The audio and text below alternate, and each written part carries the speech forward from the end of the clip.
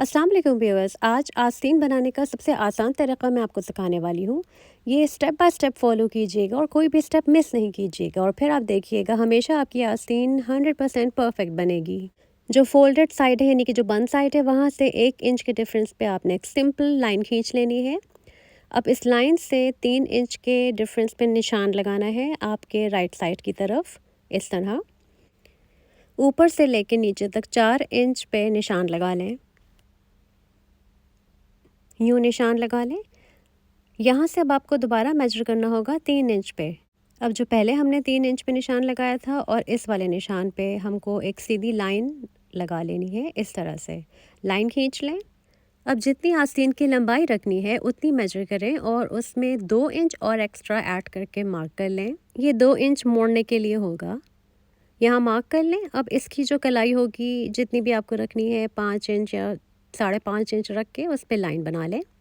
इस तरह से निशान लगा लें यूँ। अब आर्म होल बनाने के लिए मेजरिंग टेप पे 4 इंच से शुरू करनी है और जो भी आपकी मेजरमेंट है उसको जो दूसरी हमने लाइन बनाई थी वहाँ पे लाएं। जैसे मेरी 8.5 इंच है तो मैंने मेजरिंग टेप को 8.5 इंच पे लाते हुए वही मार्क किया है। ये देखें, डबल चेक किया, बिल्कुल 8.5 पे ही आ रहा है। ये तरीका इस्तेमाल करने से आर्म होल 100% परफेक्ट बनता है। अब आर्म होल को इस तरह से कर्व बनाते हुए शेप देनी है और लाइन के बाहर 1 इंच के बाहर ड्रॉ करते हुए इस तरह ऊपर तक लाइन बना दें, कुछ यूँ। अब इस तरह आपने कलाई की जो मार्किंग की है और ये जो लेफ़्ट वाला मार्किंग है वहाँ से आपने एक लाइन बना लेनी है। ये जो लाइन हम बनाएंगे इस पे हमें सिलाई करनी है। याद रखिएगा, ये सिर्फ सिलाई करने के लिए बनाई जाती है, इस पे कटिंग बिल्कुल भी नहीं करनी। कटिंग करने के लिए हमें क्या करना होगा कि एक ऐसे ही लाइन एक और बनानी होगी इस तरह से, तकरीबन 1 इंच के करीब, और ये लाइन जो होगी ये कटिंग की लाइन होगी। बस अब सिंपली कटिंग शुरू कर दें। पहले हमें कफ से कटिंग स्टार्ट कर लेनी है। अब इस तरह जो हमने बनाया था इसका आर्म होल, वहाँ पे बहुत ही ख्याल से केयरफुली कटिंग करनी है लाइंस के ही ऊपर। ये देखें, जो हमने ड्रॉ किया था उसके ऊपर हमें काटना है इस तरह से।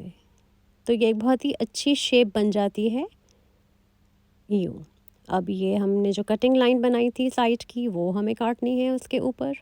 अब देखा आपने कितनी जल्दी और बेहतरीन तरीके से आपके आस्तीन का पैटर्न बन के तैयार हो चुका है।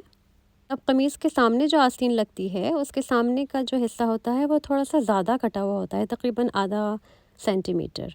उसको इस तरह निशान लगाना है और फिर उसको कट करना है। इससे क्या होता है कि कपड़े पे झोल नहीं आता। आस्तीनों को जब आप प्रॉपर कपड़े पे काटेंगे तो 4 लेयर्स आपको मिलेंगी। इसमें से जो 2 बीच की लेयर्स हैं वो होगा फ्रंट का हिस्सा, यानी सीते वक्त वो सामने आएगा और इस पे हमें डीप कट करना है। इस तरह निशान बना लें और फिर काटें। इस बात का आपने बहुत ख्याल रखना है कि फ्रंट का हिस्सा फ्रंट पे ही, कमीज़ के फ्रंट पे ही सिले। तकरीबन आधे सेंटीमीटर के करीब इस तरह आपको शेप देते हुए काटना है। इसको काटने से जब ये सिलेगी तो झोल नहीं आएगा। और देखें, ये पैटर्न बन के बहुत ही जल्दी और आसानी से तैयार हो चुका है, इसमें कुछ भी मुश्किल नहीं है। अब यहाँ पे जो मैं निशान लगा रही हूँ ये बहुत ज़रूरी है, इसको ज़रूर आपको अप्लाई करना है क्योंकि जब हम सिएंगे कमीज़ को और आस्तीन को तो कपड़ा जो है बिल्कुल बराबर ही रहेगा, आगे पीछे बिल्कुल भी नहीं होगा इस तरह से। अक्सर सीते हुए ऐसा होता है कि कमीज़ और आस्तीन का जो कपड़ा है वो आपस में बराबर नहीं बैठता।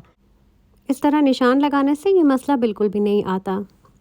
निशान लगाने के बाद इन पे छोटे छोटे से कट्स लगा दें इस तरह से। इस तरह हमें पता रहेगा कि ये आस्तीन का मिडल पॉइंट है, ये सामने कमीज़ के आएगा, ये एक पॉइंट है और आस्तीन को मोड़ने का ये निशान है। अब ये जो हमने लाइन बनाई है इस पे सिलाई होगी। उम्मीद करती हूँ कि आपको ये मेथड पसंद आया होगा। अपना बहुत सारा ख्याल रखिएगा। अल्लाह हाफ़िज़।